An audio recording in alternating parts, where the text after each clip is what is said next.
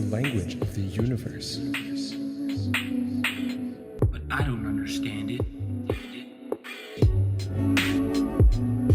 Hello, everybody, and welcome back to the Math and Physics podcast. I'm your host, Parker. And I'm Ray, and we welcome you back to episode number 70, where today we are going to be talking about one of the most fundamental mathematical objects there is, the function. And with us today, as the viewers may be able to see, we have Matt Cater. Applause there. Good to see y'all. Long time, it's real good to see long you. time. So, finally, nice to have you back on the podcast, Matt. It's great to be here. The last time was, episode 11 or something like that? Long time ago, right? Yeah. Long time ago. Is this the third time? Third. Probably I think the third. third time, right? Nice. I think, no, you're definitely the most reoccurring guest on our podcast. Yes. I think we could keep it like that, casual. I appreciate casual that. guest. So that's awesome. But before we dive in today, let's get into the news. So quick update first on our giveaway. You may have noticed that there wasn't a post that got posted last week. Don't worry, it will be posted now this week. A little slow on that. Apologies. But this week, stay tuned on Instagram. Everything relating to the giveaway. How do you win that shirt that we posted? Stay tuned. Boom. So yeah, that's that giveaway news. Any other news that we want to get into? Downloads, Instagram, Well, Spotify? we hit 11,000 followers on Spotify yesterday, so thank you, everybody, It's for amazing. that. Make sure to follow the podcast wherever you're listening to this, and also come on YouTube, subscribe. We're almost at 1,000 subscribers, and make sure to like the video, all that stuff. Rayhan. Yeah, let's get into the comment of the week. Comment of So if the you week. guys want to be the comment of the week, super simple. Just comment on the episode, We had some I will say this. We had some really, really nice comments this week, all well-rounded. I'm going to read out one, but I'm going to shout out another one because I want to talk about it. But so the comment of the week this week is by none other. Oh, it's highlighted as well. By Tejas. I believe he has been the comment of the week before, or they have been the comment of the week before. And they say, "You guys deserve so much more recognition for the work you are doing. Great work. P.S. I've been following the podcast on Spotify since a long time, and I really love your work." Thank you, Tejas. Much. Thank you for that wonderful comment. And one thing I wanted to shout out is one person mentioned that we stick to that 1 hour timeline. Now, that's not really a time that we stick to. And they mentioned that, there are other podcasters that do longer times. And he gave an example of Lex Friedman, for example, like another science podcast that does like 2, 3 hour, 4 hour podcasts. And I guess I see your point. But what do you think about that, Parker? Because I think for now, there's no restriction. It's just like how much ever we really realistically have to talk about. I think our spans are around an hour. I think usually the reason why we don't go more than an hour is because we have like things to do, and Things to do. like we usually plan out. We're like, okay, we're gonna record the podcast at this time when we're both available, and then we have places to go, things to do. So usually when we end the podcast, it's usually because like we have something to do, right? So I mean, if we could talk for longer, we would. But I think 1 hour, 15 minutes is a good length anyways. So yeah. I think though with guests in the future, we never know where that can go, because with guests, there's a whole new factor to now consider, right? Maybe we're talking about the guest themselves. Maybe they, I don't know what kind of contribution they made, obviously, depending on the guest. Because, some of those podcasts go for 4 hours, some go for an hour and a half, right? So it depends on the guest. But I guess I like what you're saying, Parker, when it's like two of us. And when we're talking, usually we do kind of plan out our day in that way. So I guess we're okay with the hour long for now, right? I think we are. Okay, let's get into it. Let's get into the podcast. I don't think there's any news, right, remaining? I think that's it. So let's start. Let's start with functions. So, what is a function? Before we wanted to talk about that, I think we had a little bit of an intro, a little backstory. Maybe maybe you want to start with that, Parker. Yeah, I think we talked about this a little bit when we were doing when we were talking about proofs and things like that, or types of numbers. I don't remember, but so it's important to know, this is very basic, what an ordered pair is. And so essentially an ordered pair is just, well, it's in the name, it's ordered, meaning the order matters, and then there's two elements in that pair, and the two elements don't have to come from the same set. For example, you could have the first element in the pair is a real number and the second one is an integer. It doesn't matter, but as long as the order is preserved, and they come in a group. For example, everybody knows what a graph is. If I tell you the point 1, 2, you can kind of imagine where that is on the graph. It's not the same as the point 2, 1. That's kind of in the sense that, or it illustrates how the order matters of the pair, right? So that's pretty much what it is. But you can put anything, right? You could put a duck and a bear, right? It doesn't matter what the elements are or what sets they come from, but you just put them, boom, in a group together, and there you go. That's what an ordered pair is. Mm-hmm. And the main reason this even becomes important is because here we start to understand the relationship between these two sets, right? That's I guess I don't know really where the bear and the duck would come from. Like I don't really know if that's the best example. Maybe like predator and prey or something like that. No, I mean okay. I guess no, that is valid. I guess it could describe a certain set, but again, the main idea is just to see, well, what is the relationship between the first and the second variable in this situation. So in the situation where we have pairs, well, there are only two variables to consider, and that's usually when we picture in our head, we're thinking of that 2D graph, right? Because we're usually thinking of ordered pairs. We're thinking of only two numbers. So we start with that, and we're like, okay, well, this is one ordered pair. Let me list every single ordered pair from this set, right? Now, the set might have many, many variables, many numbers. As you said, one can be real numbers, one can be integers, right? So every single pair that go together, and you graph them out, and then that gives you some type of relationship, right, between both of those variables or both of those sets. And that is what we call a relation. So relations can be pretty chaotic because there's not really a rule. Well, there is a rule, but there's no like restrictions, you know what I mean? So for example, if you have a relation, and by the way, a relation is a set of ordered pairs. And what makes it a relation is that the first variable has some connection to the second variable. So for example, we have our set of ordered pairs where the first element is like a person. And so it's from the set, the element comes from the set of like people, and the second variable is a city. And the relation between the first and the second is that the person has once in their life lived in that city. So clearly this is not a function because one person can live or can have lived in multiple cities, right? So every input does not have a unique output, but you can still call it a relation because you can put all of these pairs of people to cities in a bag, in a set, and that entire set is a relation. And well, why is it not a function? Again, that function is very specifically defined, right? Because I think we kind of gave a little thing there, Parker. You mentioned that it's because one person could have lived in many cities. So, well, how is a function defined? That's inherently defined, and I think we're going to get into this definition soon, of injectivity, right? If we have these two sets, one point from set A, let's say we have set A and set B.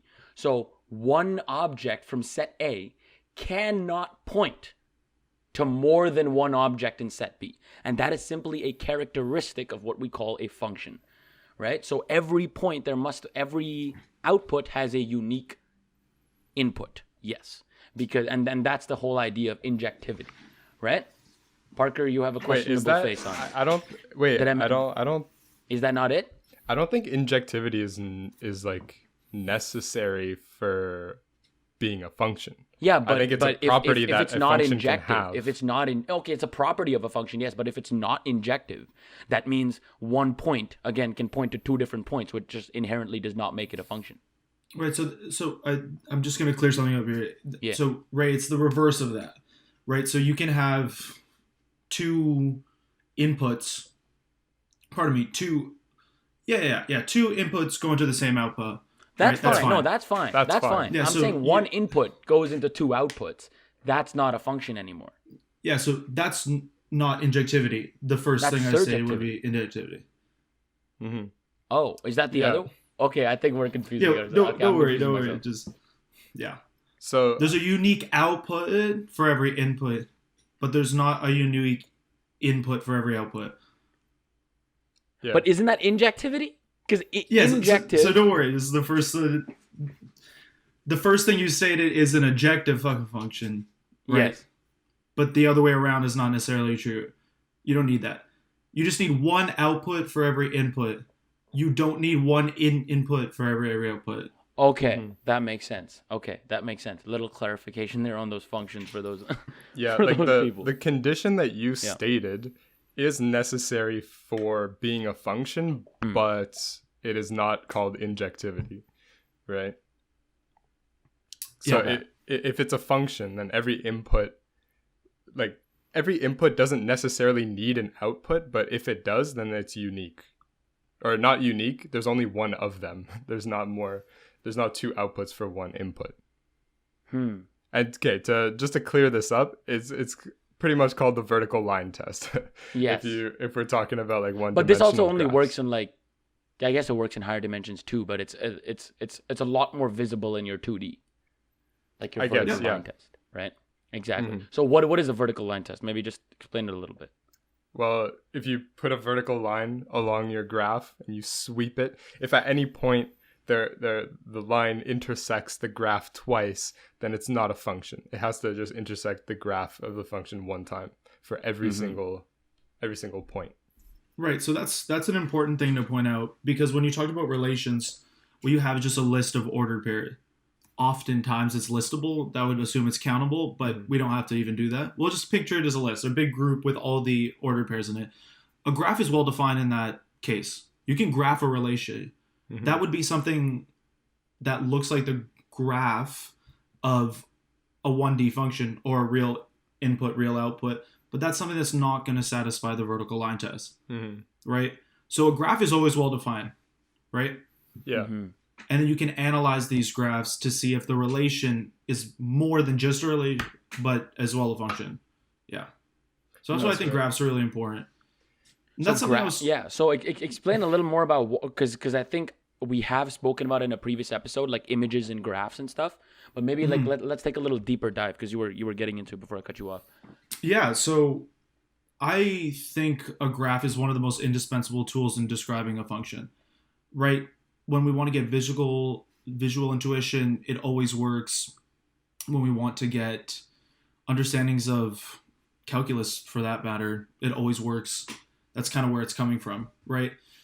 So what I was telling you guys before we even went on the air is the fact that we're talking about functions, probably I said, is the second most fundamental object of math. The first being a set. And the reason I said that is because, at least in set theory, functions are sets. And what set is that? It's the graph. Anything you want to know about a function can be told from the graph, and vice versa. They're isomorphic in that sense. I don't mean that super rigorously at all, but I mean any information the graph of a function can give you, the same way the rule and the codomain and the domain can give you, which is just what the function is, right? It's a domain, codomain, and rule. That little group of info is all wrapped up in just knowing what the set that the graph forms, right? So that's why, yeah. Oh, sorry. I was just gonna say, like, can you explain why a graph is a set? Surely, yeah, because it's just going to be the list of ordered pairs, right? So if you took all the ordered pairs and you sandwiched them between some curly brackets, as we do, you'll get a set. Right? Because a set is just a fancy curly bracket. You just throw At the some end of the things day. between curly brackets. Mhm. Sets almost anything you want it to be. That's why Yeah. it's the most general math object. And like I said earlier, a relation is just a set of ordered pairs. You might have noticed, like Matt literally just said the same thing for a function. It's just a set of ordered pairs. But in this case, you need that specific quality that if you have one input, if you have an ordered pair in your set, the first input cannot be repeated twice, right? And that's pretty much all the information you need. Because if you have every single input and their outputs, then you probably can't do it by hand, but if you have a computer, boom, you get the graph. But one thing that I kind of realized, which was kind of like naive of me to think before I got to university, but like for some reason in my head, every single function was somewhat nice. You know what I mean? Like there's a hole in the function, or there's an asymptote or something like that. But like things were, somewhat piecewise continuous at all times. But when I got to first year, you encounter things like the floor function and things like that. And also the function that we use oftentimes this is often used to provide a counterexample to some things. And it's the function where it's 0 if you're rational and it's 1 when you're irrational. And that kind of broke my brain when I first saw it, because I was like, how is this a function? But you think about it in the most like simple sense, and you're like, yeah, I mean, it satisfies all the conditions you need to be a function. So yeah, I guess it is a function. Mm-hmm. The delta function. There's so many different types of functions that I guess we may be able to touch into today. I don't know if we're getting to the specifics, but we're just talking about mainly the beauty of functions itself, right? So like you were talking about, so functions, and I think the beauty nature, especially because now we're talking about, okay, we have inputs, we have outputs, we have these sets. We're starting to understand a little bit more about, well, what does a function do at the end of the day, right? So it becomes even more interesting, right, when we're moving away from these ordered pairs and into, I don't know if it's or more than pairs, right? Or tuples, ordered tuples, exactly, right? When we're talking about multiple inputs leading to either one output, or multiple inputs leading to multiple outputs, or there's so many different variations of that, right? And functions can be really, really wonky in that way too. And they can describe some really interesting models, right, that we see in nature. So I think functions, at least in that respective, definitely helps us model real life, and also starts to understand a little bit more about how, again, things are related to each other, because that's again the essence, right? Mm-hmm. Yeah, absolutely. And one thing that I remember, like being in high school and learning about functions, is that it seems a little bit mysterious at first, because they kind of just introduce to you, they're like, okay, this is x squared, and then you see the graph and you're like, okay. I think I really unlocked like kind of like a bird's eye view of functions once I just kind of I understood that it's just a rule, it's just like as if someone came up to you and said, if you give me this, I'll give you this. And then you just kind of take the entirety of your domain, and then the graph is just as if you were to transform all the inputs all at once, right? Yeah. Which is kind of hard to digest, I think, as a high school student, because I remember seeing the graph and I'm like, the graph is like the object itself. I didn't really this is hard to explain because like this is how I felt before, but now I know how I feel now. Exactly. You know what I mean? Exactly. Yeah. But yeah. And sorry, continue. Yeah, no, I was I was gonna say it becomes this up and down where you start thinking, okay, the function is the graph. Then you get to second year and you go, they're separate. They are. And then you go, wait, they've been the same thing the whole time. Mm-hmm. Do you see what I'm saying? Yeah. And that's why it's always really useful to just think about the function in terms of the graph. I mean, the vertical line test generalizes immediately. You get the vertical plane test. You slide it, right? And that's something that Ray was saying where you take two inputs in that point. We look at a function taking two real numbers and spitting out one. Maybe it's just adding them up. Maybe it's squaring both and then adding them up. Maybe it's just multiplying them together, whatever the rule is. Taking these two real numbers and associating it to a unique third. Not a unique third, but loosely speaking. Okay, we already did that. Anyways, it just immediately generalizes, even visually, right? Because when you take these ordered tuples, right, if you take two inputs, one output, write them all down, you get a triple. But ultimately, if you view this input as one object, as it was because that was your input, and then this output is one object, it's just a tuple again. You just have these two and this one. Do you see what I'm saying? Because ultimately, they are and will always be just ordered pairs. They're always pairs. One from the input, one from the output. The input could consist of multiple things, i.e. 5 real numbers, but if you write them all in one little thing, it's one thing. Right? Right. So that's what you're doing in multivariable calculus. Yeah. The tuple of the input becomes a single element in the ordered pair. Yeah. Exactly. So back to what I was even saying, it's the graph it's all there because it has every tuple. There's every tuple. And you can see exactly how they're related. The input is on the left. This is the left for the viewers, I think. And then this is the right. And this one got transformed into this one.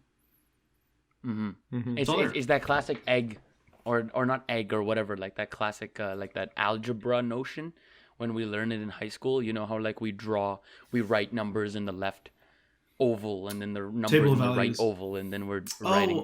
Yeah, like, little associative not egg, diagram. But that's kind of what I meant. So yeah, no, I totally felt that whole thing with you, Parker, when you were initially getting into high school, you know, like understanding this new world of functions and what they are and different ways to understand it.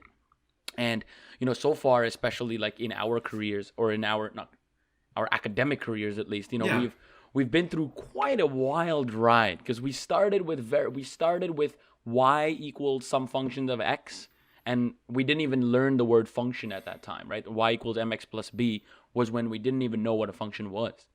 And then moving on to later and later years in high school, we start to now replace y for f of x. Like what is, you know, like stuff like that. And now we're in university, we're no longer dealing with x, but we're dealing with the fact that x can be a list of numbers. It can be a vector, right? So you're inputting a vector and you could sometimes even get out a vector, right? So it can be some really complicated stuff. And the one step further, I don't know if we want to go to this now, but like I did want to put it up there. One step further from where all of what we are talking about now is, well, what if your input isn't just a variable, but what if your input is a function? Sure. Right? And then you get what we call a functional. Very similar to a function. I mean, it's not, well, it is inherently, but the interesting thing about this is now this doesn't only depend on a single variable, but it depends on a function that changes with respect to a variable. So maybe we can dive a little deeper into, I don't know, understanding these higher levels of functions. Yeah, because ultimately a function is just associating one object with another. That object itself could be a function. That's totally fine. It could be an entire set. It could be literally anything you want it to be. Seriously. It could be a weird set that's kind of ugly and chopped up, which could be a set of real numbers, which you could picture as a weird potato in R3 if you'd like. Or it could be a equally weird set just of functions. If you just picture all sine waves, if you take the origin, take a sine wave, the standard one, just sine x, and then shift it up by a constant and let that constant vary from -1 to 1. So sine x plus c for c and -1 to 1. Yeah. You get this continuum of functions. You could pump that entire set through a function if you want. Right? Like you could do whatever you want to do. And functionals are really important in that they give birth to what's called functional analysis, which is something you're going to see in 4th year if you do a pure math degree. But they're really important. They talk about Hilbert spaces, which is everyone here cares about physics, is the kind of language of quantum mechanics a lot of the time, right? We work on L2, which is a set of square integrable functions. Don't worry about what that means. It means that it doesn't get too big, for lack of a better word, and its probability is normalized, which is really important for quantum mechanics. I'm going to assume the viewers, a little bit of probabilistic foundations of quantum. Anyways, your work point is all the wave functions live in that space. That's a set of functions, and those are the wave functions, given a bit more conditions, but whatever. So this is another instance of where we're not just talking about functions taking things and spitting them out, but we could just talk about a set of functions itself and then do things with them, right? That's like all of what the current quantum model kind of looks like. I'm speaking so heuristically, but I don't think there's the quantum police on me today, I hope. Like a function space similar to what you're talking about, absolutely, right? A function space. The functions. That's what L2 is. The square integrable functions defined on blah, blah, blah, blah, blah, blah, blah, right? So just understanding, Yeah, because functions are a whole lot more than just being able to associate somebody's height with their age or something like that. You know, we might only care about functions with what we can do with them, not even what they input or output, which is kind of the wave function, right? We only really, I don't want to say that. It's a little bit of a stretch, but oftentimes we just like to integrate it to get probabilities. Right? Yeah, that's well, true. that would be the wave function in particular, but yeah. I mean, those ones at least. I mean, I'm sure maybe in your first year quantum courses, you maybe evaluated it at some points, like capital psi of 0 and stuff like that. But oftentimes, you just take its modulus squared and then start doing things. Right? Yeah, that's right. And Matt, with your wise experience and all that, what do you think are some of the most interesting functions that you've seen?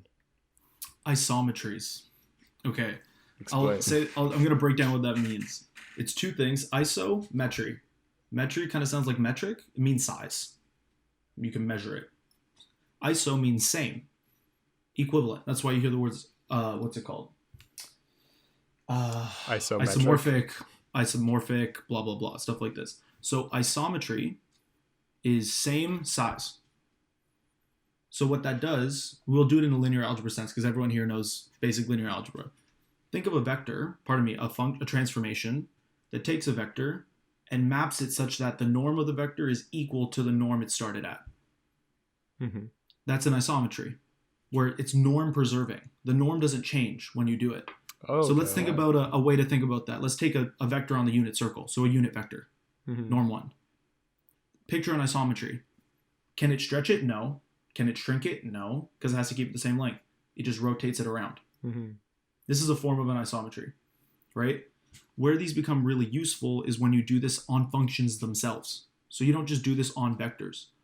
You might want to associate a form of size to a function itself, and then talk about isometries between function spaces, so that the function doesn't grow or shrink as it goes through this functional, right? So that's something we do in functional analysis quite a bit. So let's think of a way we can measure a function. You know how to measure a vector. You can associate a length, right? Yeah, so I'm thinking maybe you can take like an interval and then measure like the length of the actual function, right? And then I had never heard of that, but that's potentially that's the first thing that I thought of. Yeah, because there's like that formula, right? Like using the integral, how to like find the arc length in an interval. So like that's actually of a graph, similar. Yeah. Right. So we need a norm first, because norm is how we're going to define measure, or the metry part of isometry, right? And so we know how to find norms for vectors. That's a well-defined thing. You can think of a Euclidean norm, right? Now, what if we generalize outside of just Euclidean spaces? We want norms there too. I.e., if we look at a function space, like the space of all wave functions, what if we want to assign a size to a wave function? The same way we assign a length to a vector. So we might define a norm, a type of function in and of itself, which is really cool, that takes a function, spits out a real number that describes its size.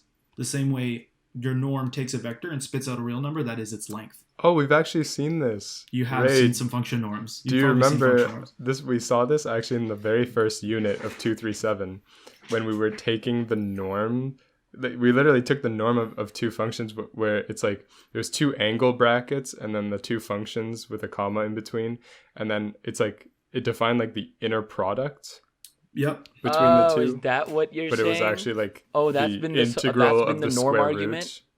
Oh, that's the Yes. inner product. Yeah. So Okay, well, we did. Yeah. So what's great about that is an inner product always induces a norm, but it doesn't necessarily go the other way. So for example, if you take the dot product in R3, you guys know that the square root of the dot product is the norm. Right? Mhm. You guys seen that, right? Yes. Of So course. Yeah. that's always going to hold. Yeah. So if you have an inner product, which is a function in and of itself that satisfies a whole bunch of conditions, then you can take the square root of it and you'll get a norm. So great. So any inner product space, a space in which that admits an inner product, you can immediately get a norm.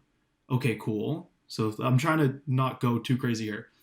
But now let's say we have a norm and it measures the size of functions, size.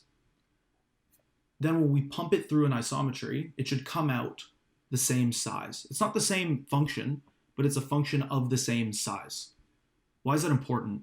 Well, if your norm describes some form of integral, right? So picture maybe a bell curve. Then picture a function that takes this bell curve and stretches it up but squeezes it down a little bit. The integral underneath stays the same. So if the norm was just the area under the curve, you would see that whatever transformation did this is an isometry. It didn't change the size if you define the size to just be the area under the curve, right? So these types of things are important. I'm not saying that the area under the curve is a well-defined norm at all, but we can generalize this idea of size, and then we might want to talk about functions that preserve size, like rotations. Mhm. What's the same as a rotation in a function space? These are important things to talk about. And those are isometries, which are some of my favorite functions. So that's a long-winded answer to what your question was. Like, what are some functions you care about? I care about isometries. At Wait, least so- a bit. Yeah. Do you know of what's a way that we can define the norm of a function? Like, what is the size of a function? Well, you need an inner product first, at least for our purposes. We're going to only work with norms that are induced by inner products. Okay. But inner product of the function and Another function. just So you another- take a set of functions. Okay? It could be the set of all wave functions. We want to define an inner product first. We'll do that first. We want to define a function that takes two functions, does something to them, angle brackets, right? Mm-hmm. It spits out a real number. Okay? Yeah. Once we can do that, we can just square root that function, we'll get a norm. Don't ask why, but that always works if you have an inner product first. Okay. I love that. Don't Yeah. ask why. That's always like there's Well, always it's a more not- complicated math. It's not that Intuitively, It's not So- that hard to actually prove that once you have an inner product, if you square root it, you'll get that the square root of the inner product satisfies all the conditions a norm should. But for right now, we'll just take a space of functions, get an inner product first, angle brackets. mm-hmm. That will induce a norm, and then cool, we have a way of associating a size to a function. Mm-hmm. Well, Okay. intuitively, Yeah.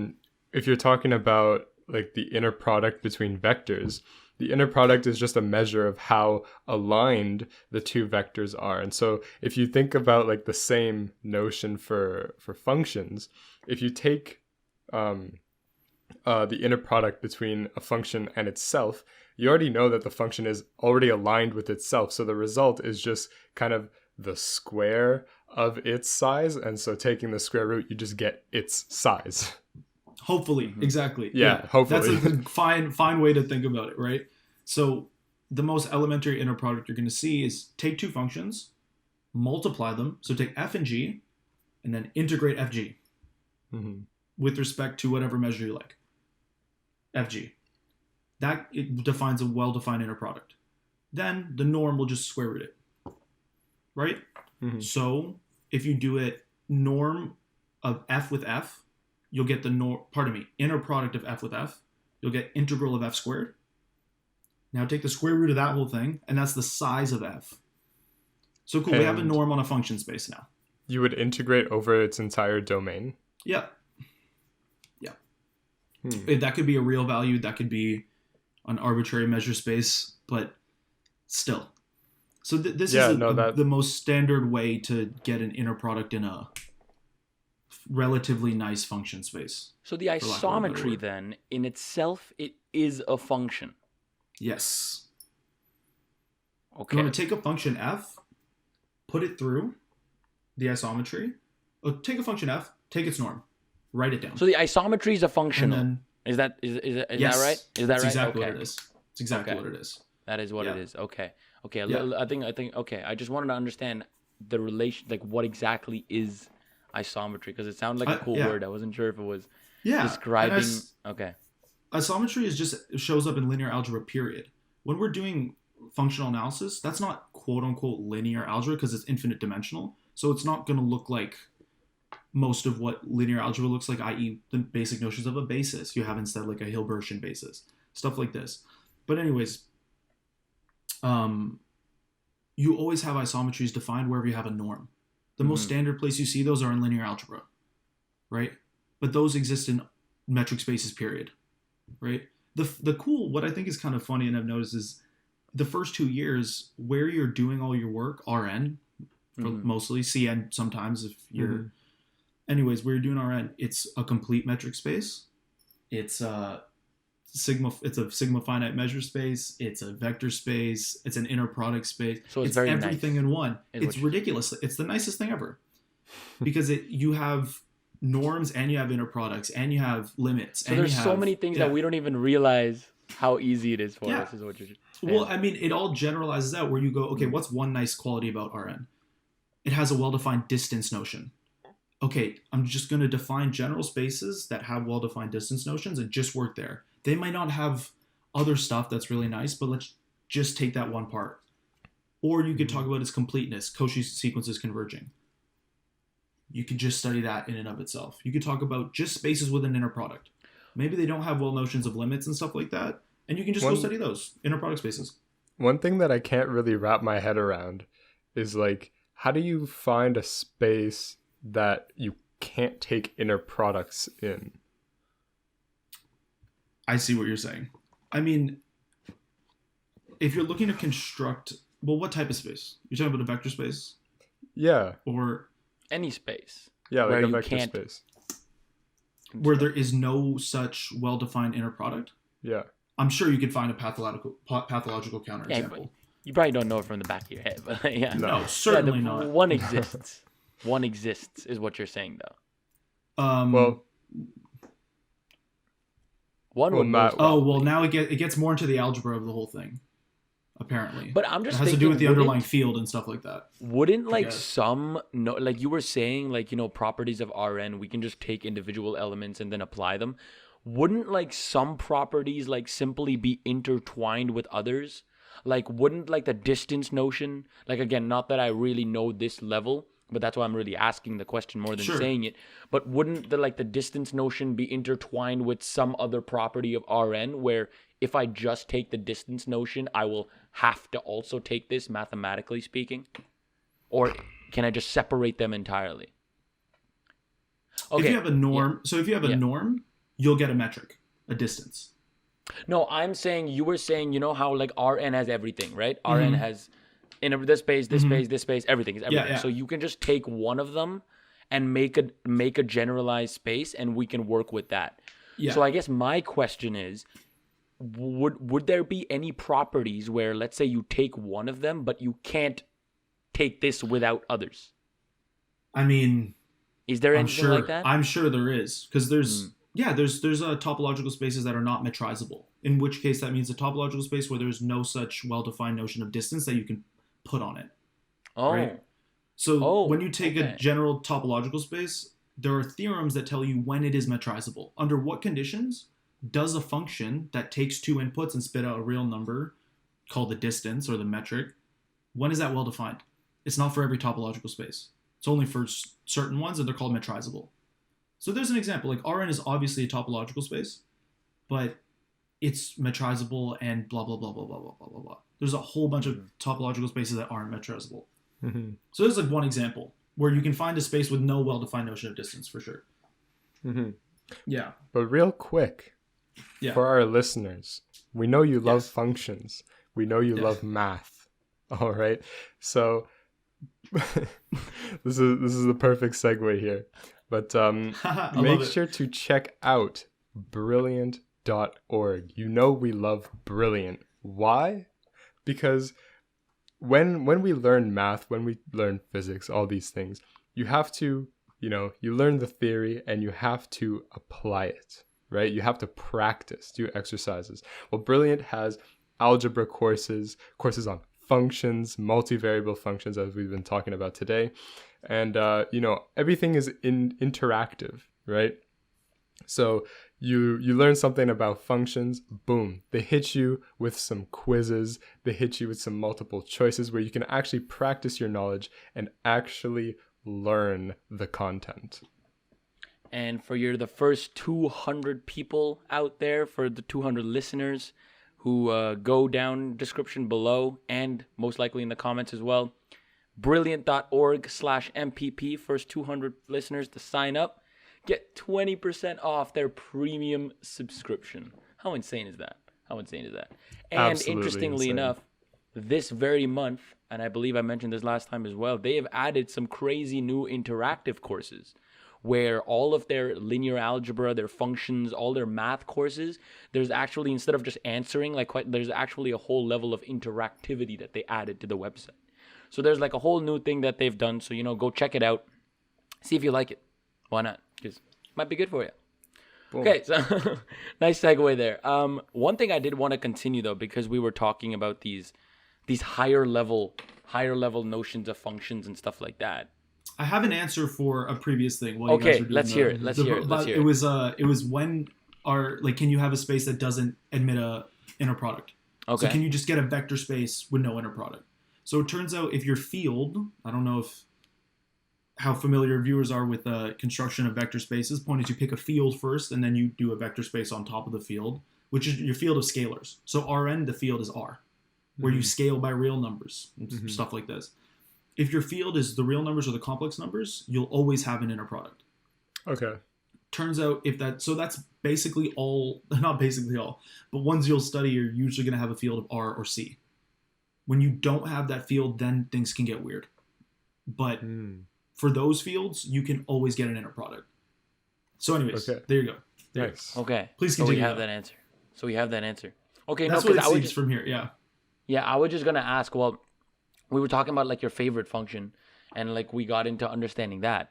I was just trying to understand like if there are any other types of functions like in this, because again, we're still, I don't know, because I think getting it, because before university, I thought I knew more math than where I am now. You know what I mean? Because I didn't know how much math there is to know when I was in first year, and now Certainly. I know how much there is to know, and I know how little I know compared to that. You know what I mean? So like, there's less almost that I know now. So I guess continuously, like another question would be like, is there another function that does, something like, I guess isometry to me at least is a little advanced. So would it be in some regard like does something and spits something out that's a little beautiful in terms of mathematical relationships? Certainly. So the isometry is a great example, right? Now the isomorphism is another amazing example, right? So what do we mean by that? Iso again means same.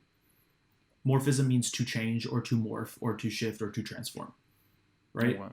So you guys are familiar with that word, but just a quick disclaimer. If instead you take a normal function, set and set, domain, codomain, function relationship between them, right?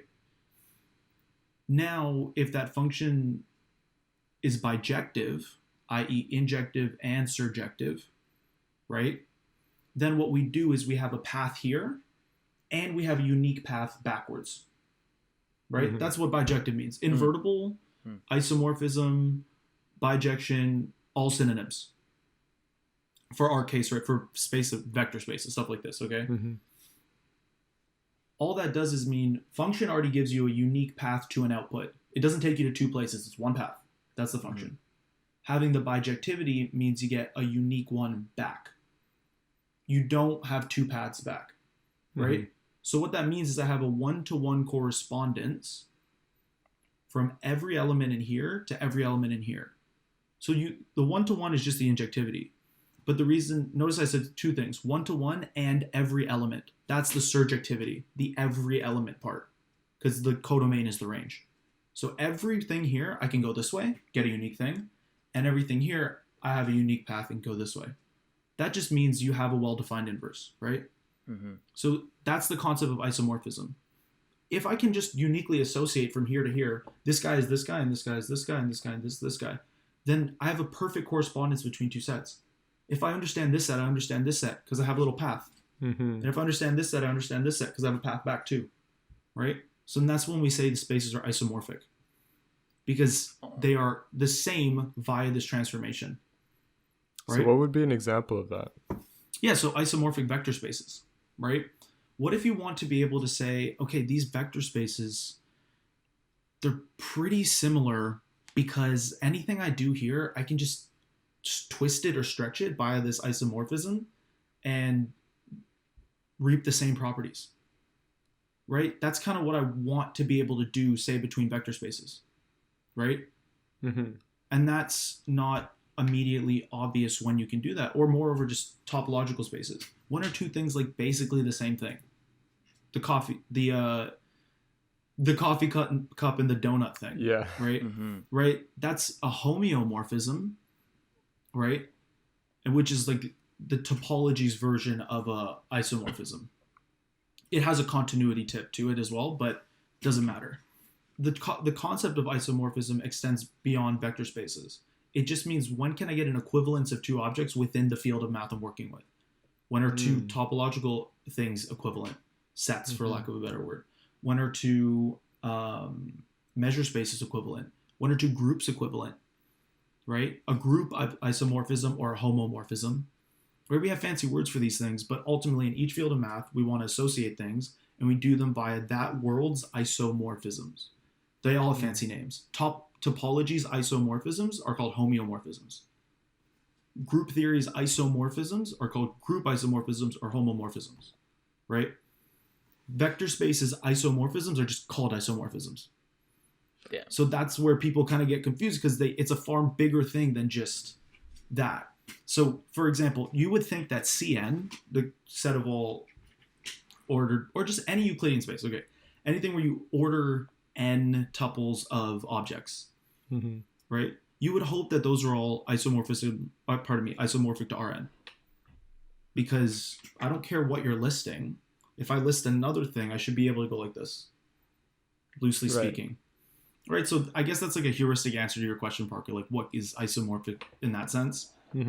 Any Euclidean space is that's literally what we define to be a Euclidean space. Is something isomorphic to Rn. Yeah. And we were talking before the podcast about your study in probability theory. And could you maybe list a function or two that's, interesting enough to mention here on the podcast that comes from your time studying probability theory? Absolutely. I'm going to do two. One super basic, one a little scary, but it ties into what we talked about before, so it should, maybe you'll get something out of it. The first one is literally just the probability function.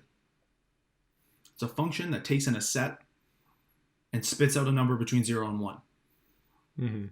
Why does that make fine sense? Because you want to assign a probability to an event, which is a subset. You want to assign a probability of its occurrence.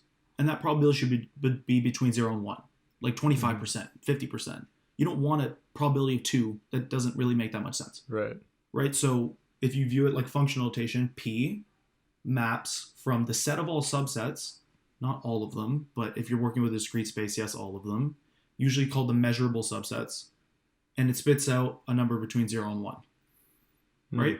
And the probability, the probability function is an integral, right? It can be. It certainly can be. When you have a density, when you have a probability density function, you're going to integrate the density over blah, blah, blah. But I don't want to find the probability. Yeah. And that's what you're doing in quantum mechanics. What you're doing is you have wave functions, and then you want to know probabilities, or you have particles, really. You want to know probabilities of their physical properties lying between a given range. And then you have probability density functions of which you can integrate over subsets And that is what's assigning a probability. So you define the probability function. So P of a subset A is the integral over the set A of the density. And then you get a number between 0 and 1. That's the whole normalization condition. There's a reason why you want your wave functions to integrate to 1. It's because they are probability density functions once you take the modulus squared. And you don't want P of anything to be greater than 1. So when you integrate the mod squared over the entire domain, you can't have it get bigger than 1. Because that would make no sense. And you have 101% chance of something happening. Right? Mm-hmm. So that's what you're seeing. Once you take the mod squared of a wave function, you get its density with at least respect to its position often is what you're kind of doing. So that's a probability function. It's a thing that assigns a real number between 0 and 1 to a subset of another Correct me space. here before you move on to your second function.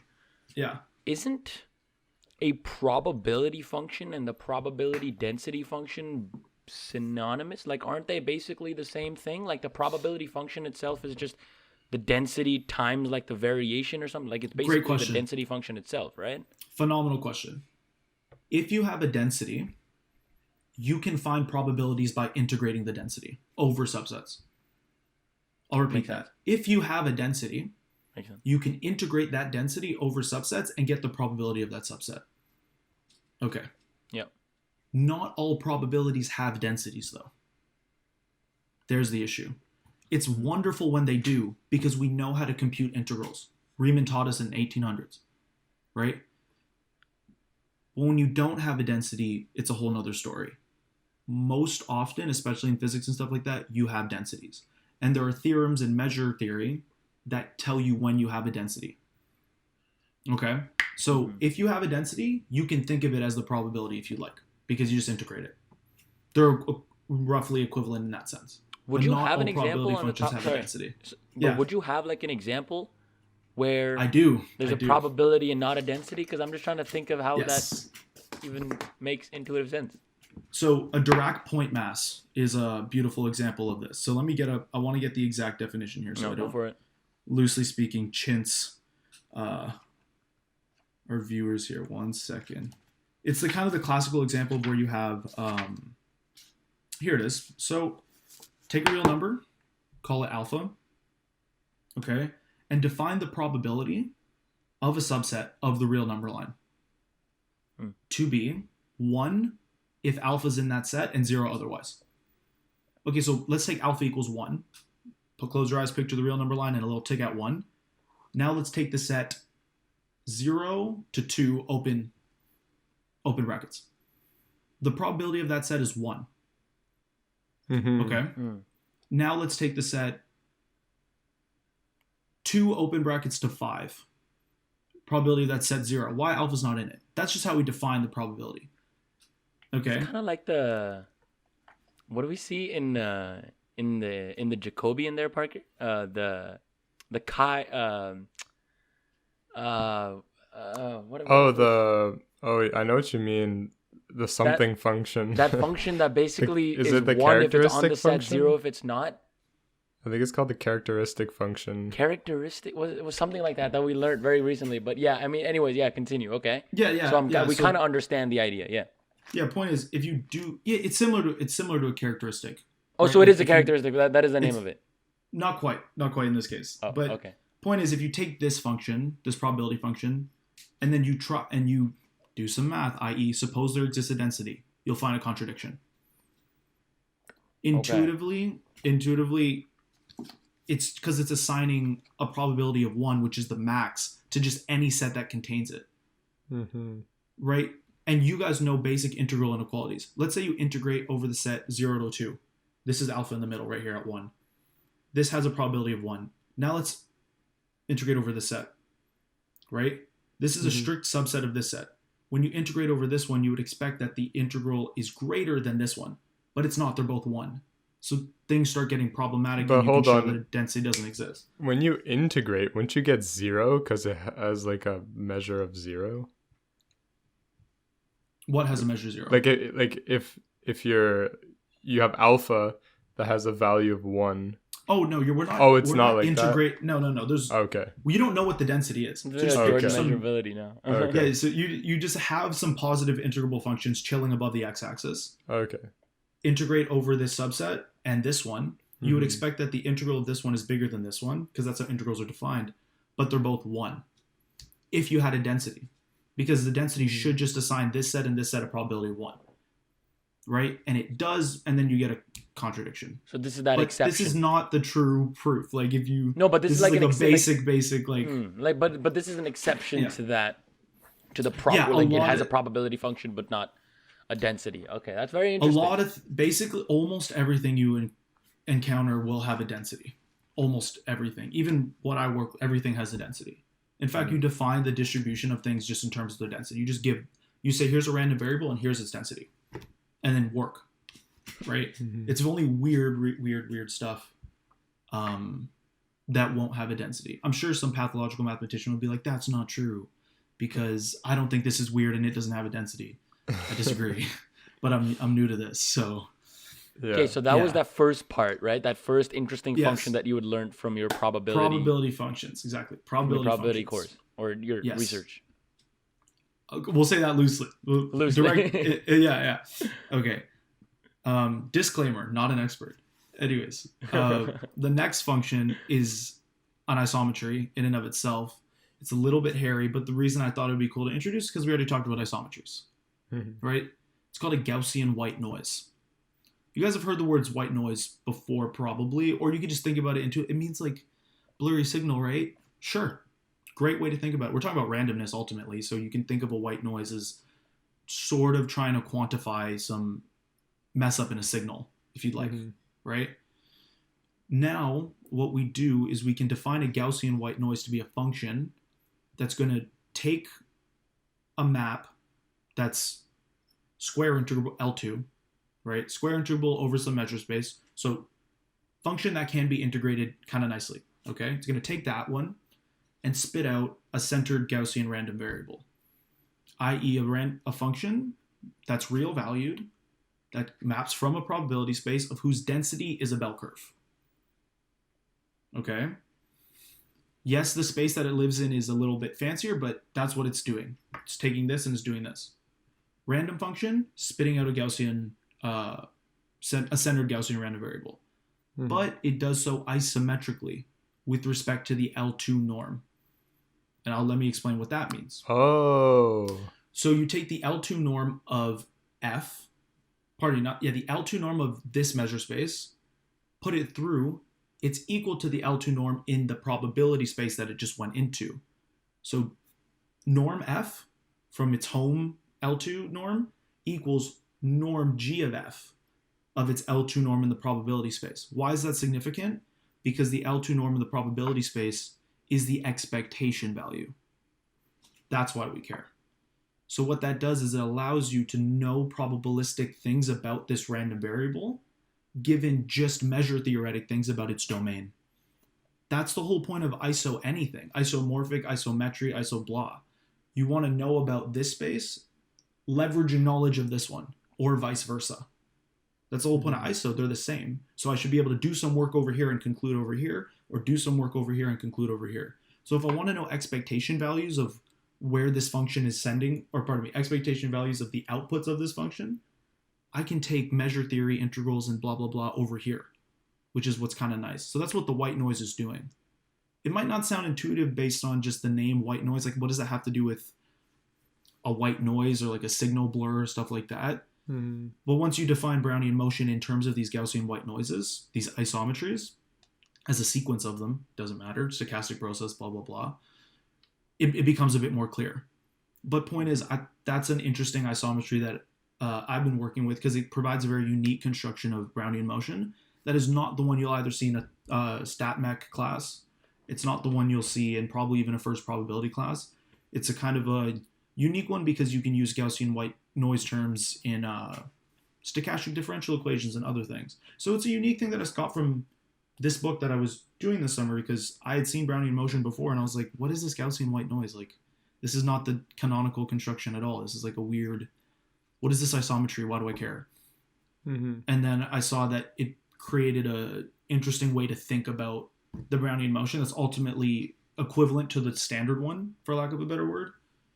And so, yeah, that's an isometry that's imperative to the construction of the Brownian motion in this book. And if the viewers care, this book. Okay, so for the listeners there, that's maybe you wanna read the title out? for Yeah, so for the listeners, it's called Brownian Motion, Martingales, and Stochastic Calculus by Jean-François Legal. It's 274 in the GTM series, Graduate Text of Math series. Beautiful. Oh, that's Anyways, that graduate level book that you were reading. Yes. Oh, that's the what I was telling graduate you, one. Okay. Yeah. That's that tough one. It's a toughie. I'm not good at it at all. This is a good opportunity for me to knowledge test, guys. Putting me on the spot. I hope my supervisor's not tuning in. I'm playing. I'm kidding. No, that's the but thing that's an with isometry. That's a cool example of an isometry used in the wild, for lack of a better word. Used in probability. Yeah. Even though I first saw it in my second year linear algebra. Like I saw it in 247. For listeners, that's the second semester linear algebra that you take as a math spec at U of T. Anyways, so that's where I first saw isometries. Wait, 247. Oh, you mean the advanced linear algebra? Yeah. Oh shoot. Yeah. Oh, you took that one. Oh, okay. Because I did 224 first though. I did 224 okay. Because I'm like that would be. Oh, okay. Oh. Yeah, I did 224 first, and then I did 247 afterwards because kind of needed it. But that's where you guys, if you took 247, that's where you see all the inner products in the abstract, how inner products induce norms. Hence, now we know what a norm is. So what's an isometry? Blah blah blah blah blah blah blah. A lot of the stuff we're talking about today is things you would see in 247. To be honest, yeah. Wow. So that's why I'm a huge advocate for 247. Wow. As a physics specialist, I will not be touching that. Fair enough. Yeah, I don't think we're gonna be diving too deep into the math spec world anytime soon. But I respect. As a former physics guy, I respect you guys because the physics was getting harder for me. The math was making more sense and the physics was making less. And I was like, okay. Man, those people, I really get amazed by people like that. The math gets easier and the physics, man, I can't. I don't know. The physics was harder to me because I thought the problems were like more up to interpretation and a bit harder to read. But my friends who are in physics, they're like, it's a skill to interpret physics problems, if that makes sense. Because they can be ambiguous sometimes because it's a physical scenario, ultimately. Math problems, just the statement is usually pretty black and white because it's just like prove this thing. I guess that's valid. No, that's a valid point. I've never actually heard that point from anyone. That's actually a really valid point. I usually that do physics better. Problems are up to quite a lot of interpretation.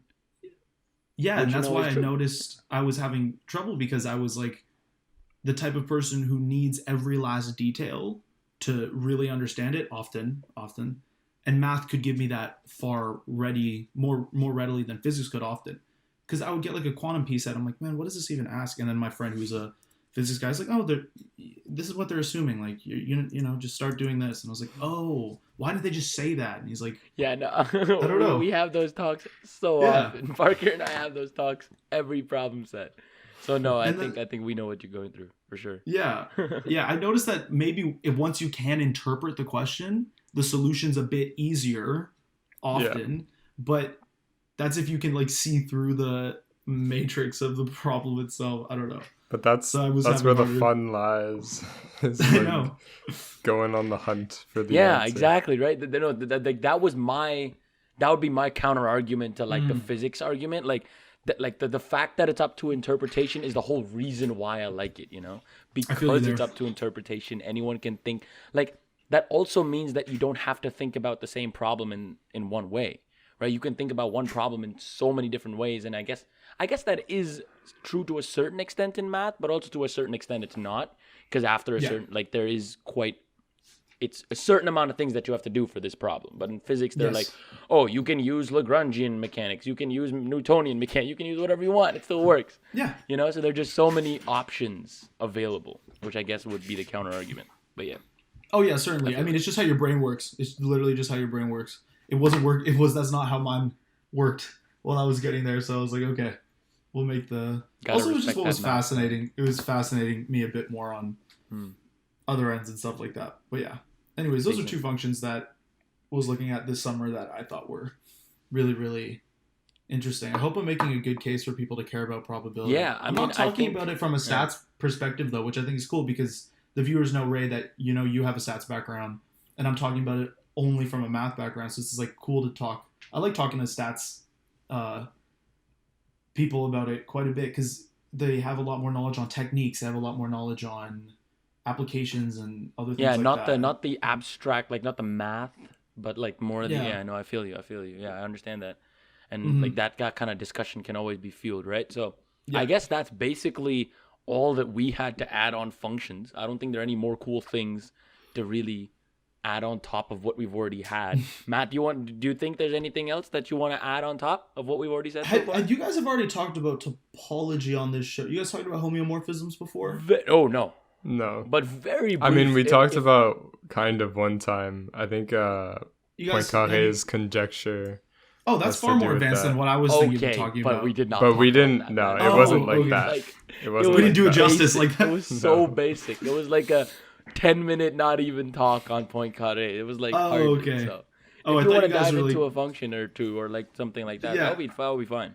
Okay, I thought you guys did like Poincaré justice. Like you guys talked about Ricci flow and Riemannian geometry and like all that crazy stuff. I was like, Nope. wow, good for y'all, man. I don't know No. anything about that. Okay, well, I want to do the coffee cup donut thing for the viewers because I don't know if you guys have already done coffee cup donut. I think we Everyone does have. coffee cup donut, but I'll talk about it in terms of the functions and a bit more on that side of things because I'm Mhm. sure everyone gets the picture of what's happening in Yeah. coffee cup donut, but I want to talk about the language that those functions are existing within so that we can tie this back in. So we talked about isomorphisms, some form of equivalence relation, not literally an equivalence relation in the words of math, but talking about things in an equivalent way, iso, right? The isomorphisms of topology are the homeomorphisms. What are they? Well, Matthew, you told me a little bit ago that an isomorphism was just a bijection. It is for a vector space. For a topological space, it's a bijection that's continuous forward and backward. So it's an invertible function that's continuous with a continuous inverse. That's it. Nothing like super crazy. Continuous function of whose inverse exists and is continuous as well. Mhm. Okay, so how does that tie into coffee cup donut at all? What do we mean by continuous? No tears, no bends, no harsh edges, nice smooth tug, twist, squeeze, no rip. That's what we're kind of meaning on an algebraic topology level of continuous transformation, right? So what does it mean for two things to be homeomorphic? Let's talk about like what's it called? A donut and a cylinder. How would you go from donut to cylinder? Well, you'd cut it and unflap it, right? That's not continuous. I cut it right at the beginning, right? That's why you would, and intuitively when you look at the donut and the cylinder, you're like, those aren't the same thing. Those are like good. Those aren't it, right? But if you take like a hot dog and a sphere, you would be like, okay, take the hot dog and just squeeze it and bunch it up and then roll it around. You get your sphere, right? Those are homeomorphic. This part is continuous. Squeezing it into a sphere. Taking it back into a hot dog is continuous. I just roll it out on the table, right? Yep. I didn't tear anything. So a coffee cup donut, they both have the hole. I can grab the top, squeeze it down. That's continuous. And then redistribute the mass with my hands around the hole that exists from the handle. And I can do that continuously. I never had to rip or break or tear anything or make a harsh edge or, you know what I mean? Mhm. But now that's just a continuous transformation. What about the homeomorph? What about the inverse stuff? I should be able to go backwards. I should be able to take the donut and go back to the coffee cup. Simple. Take the mass around the hole, hold the hole in place, shift it, shift it, shift it, shift it, shift it. So now you have like a big tumor on one end and a really shell-like handle. It's about to become the handle, the hole of the donut. And now just make a little cup out of that big mass you just took. I did that continuously there and continuously back. That's the whole bijection. It's invertible to begin with. I can even talk about it backwards. And I did backwards and forwards continuously. Mhm. Right? So in the language of functions, what we just did was we found an isomorphism between topological objects, for lack of a better word, but we did so continuously, and so we add homeo. where homeo means literally same again. Like homo and homeo. Like, you guys are familiar with that Latinism, right? Yeah.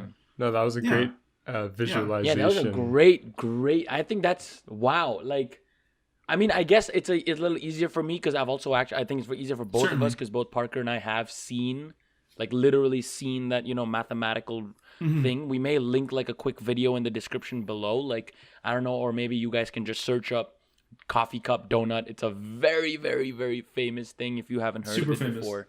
And the whole joke is, they're basically the same thing topologically speaking, right? And that's what you just described. And I think, for those that have seen even a glimpse of it, I think that visual was very calming, very, very understandable.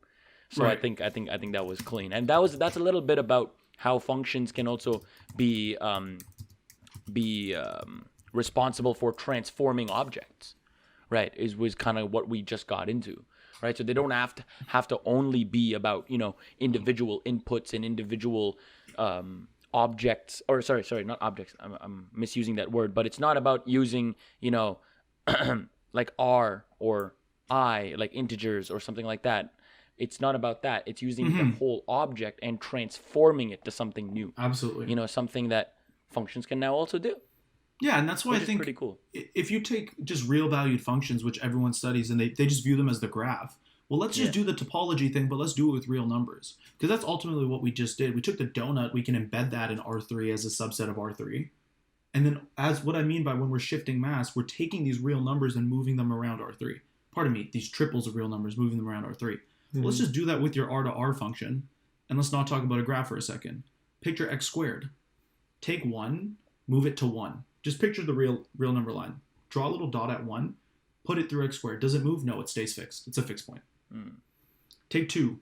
It slides to the right up to 4. What you can do is picture the entire real line itself as if it's a piece of string getting stretched out to the right, because everything becomes positive when you do x squared. So you can take 0, take the negative hand side of it, and flop it onto itself. Because -1 comes to 1. -2 comes to 4 still. And the rest stay fixed. So you're grabbing all of this and flopping it onto the right. For only listeners, I'm grabbing the left-hand side of the real line with my right hand and folding it like taking a straw and going like that and clapping it together. So that's the topology. That's what we're doing there with just that. Like that's the coffee cut donut version of a real valued function. You just picture the same plasticine, but just being the string that is the real line instead. Right? If you want to talk about whether or not that's continuous, you can do that too, right? Whether or not it's a homeomorphism of R into itself, you can tell it's not immediately because first of all, you can just think about, is it surjective? No, it takes no negative values. But now let's think about that the same way we thought about the coffee cup and donut. You're flopping it on top of itself. It can't be a homeomorphism. I'm gluing. Because if I want to go backwards, I have to tear what I just glued. So no continuous inverse. See what I mean? Yeah. So no homeomorphism. That's a great explanation. Right. You'd have to cut that in half and then bring it back. Right? So you have a continuous one way, but not even. Because you get a kink at the origin. If you folded the straw, you'd see a little sharp edge. Right? So it's not even continuous one way. Well, I mean, it is, pardon me. I mean, like, you can... It's not... I don't want to use the wrong version of continuity here. But you can see how it's not a homeomorphism. Yeah, no, like you're cutting it. No, that makes sense. That makes sense. Like, it's continuous. You proved it. You proved it in first year that it's continuous. Yeah. Exactly. Yeah. Exactly. Yeah. Exactly. Yeah. Anyways, I wanted to do coffee cup donut in real language. Good stuff. I think I'm very happy that we did that. It's going to be a clip for sure. Okay, cool. 100%. I'm glad. Yep. All right. Okay. So I guess that was everything we had to say about functions today. Indeed. If you are listening to the podcast right now, make sure to follow us on Spotify or wherever else you're listening. Make sure to check us out the video on YouTube, subscribe, like the video, and leave a comment if you want to be the comment of the week. This has been episode number 70 with Matt Cater once again. Thanks for coming on, man. Thanks. No, I appreciate it. It was awesome. Awesome. So I am your host, Parker. And I'm Ray. And we will see you soon. Bye, guys.